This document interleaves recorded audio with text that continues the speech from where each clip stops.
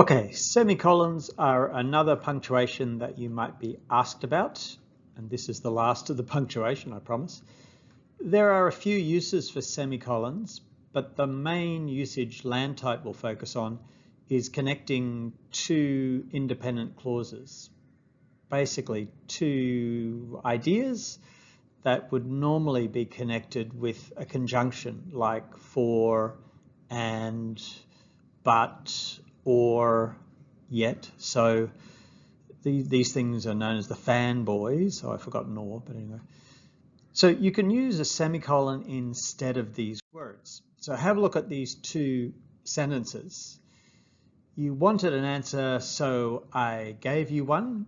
We can delete so and use the semicolon to separate. So these two sentences are connected and the semicolon creates that connection. The next one, I took a jacket for I knew it would be cold outside. Very formal English, but for means because, doesn't it?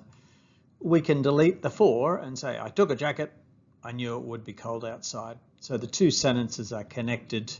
The semicolon shows that connection. The sentences in LANTITE will be longer, of course, and we'll give you an example of that. But before we move on, there's another usage of semicolons that I don't think you'll be asked about. But if you have a list, you can use a semicolon. Usually we just use a comma, right? I like apples, comma, bananas, and oranges. But if there's already a comma in the list, semicolons make more sense. For example, I've been to Brisbane, comma, Queensland, semicolon, Sydney, comma, New South Wales, semicolon. So the semicolon is just making it clearer with this list. And if you have really long phrases in lists, semicolons make a lot of sense because the commas do get a bit lost in the whole process.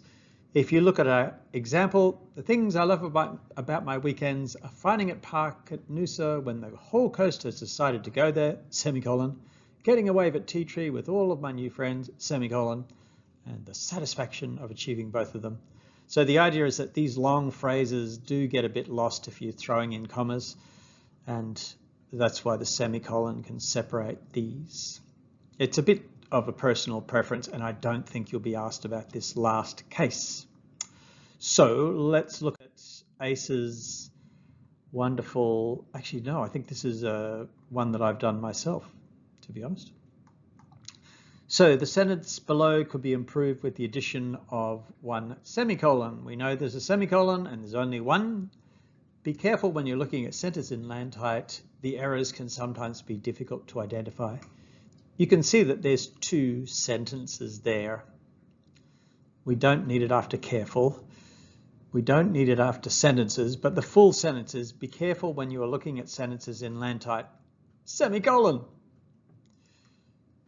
The errors can sometimes be difficult to identify. So the two sentences need a semicolon between them because they're two separate sentences, and we want to show a relationship, basically for, as we mentioned before. So we use a semicolon. You could use a full stop, but it doesn't show the relationship between the two sentences, right? The connection between them. Have a look at our next one. Again, we want to add one semicolon, and this is this idea of lists. All the major cities in Australia offer the LANTITE test, including Brisbane, Queensland, Melbourne, Victoria, and Sydney, New South Wales.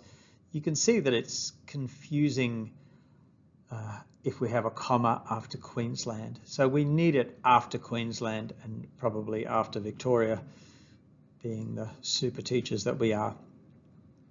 D is the answer. So if you see two sentences that have just been smashed together, a semicolon is a good way to separate those sentences and also show that there still is a relationship between them.